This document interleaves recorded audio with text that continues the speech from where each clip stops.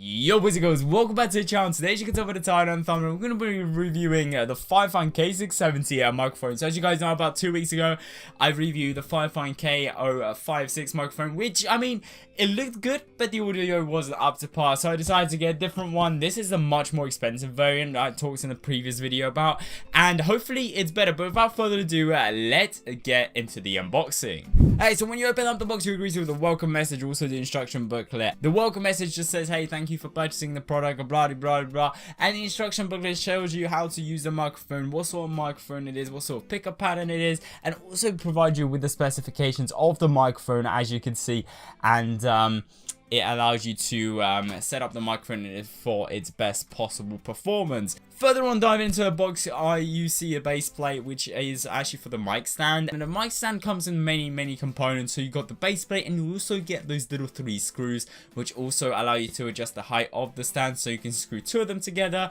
or 3 of them together, or 1 of them together, depending on how tall you want your mic stand to be. And these components are actually pretty premium. They're all built out of metal, nice and solid, no plastic flimsy components, which is really nice. Also, later on, what you can see, we are provided with a USB cable, finally a USB microphone. The previous microphone that I reviewed, which is the K670 microphone, actually came with an XLR to a USB cable, which made it sound really horrid because phantom power doesn't work well with USB. But when it's just a solid USB microphone, it's actually adapted to the USB power itself, so hopefully it will sound fantastic. Okay, so final thing, and the most important thing, is the microphone itself. So the microphone itself, as you can see, looks pretty sexy. It has a sort of black finish.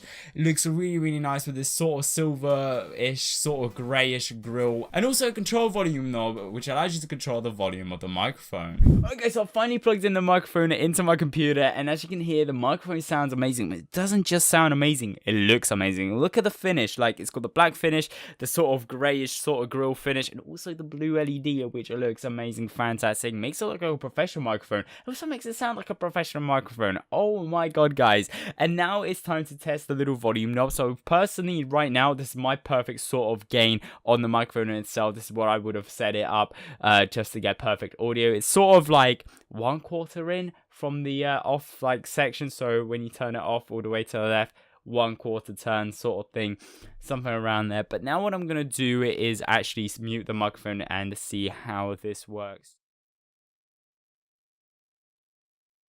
And now what I'm going to be doing is actually turning the microphone up. This is halfway.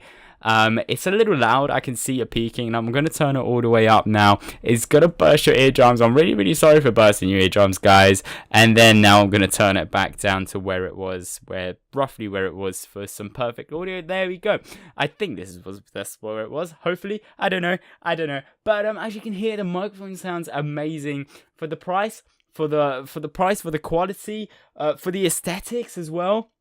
It's a banger, guys. I personally recommend this mic. This mic is a keeper for me. I'm personally going to be using this from now on, because the Blue Snowball, this one right there that you can see in the background, it's just too big to have it on the desk. It just clutters your desk. But this one is just nice and small, and actually provides the same audio quality as a Blue Snowball, and they cost exactly the same. Well, I think this one's just a tiny bit more expensive, but I'd rather pay that extra $5 in order to get these sexy aesthetics, rather than having a nice and amazingly bulky, I mean, the Blue Snowball is not a bad microphone, but the amazingly bulky microphone right there, it's a goner from my desk. This is what I'm going to be using from now on to record my videos. Alright guys, so as you can see, the microphone sounds amazing, especially with the flaw of the previous microphone that I had, the K670. Personally, I feel like this microphone did a better job than even my Blue Snowball that I'm recording with right now, as you can see. I mean, the Blue Snowball sounds really nice, but I'm using voice meter in order to enhance it, where what you heard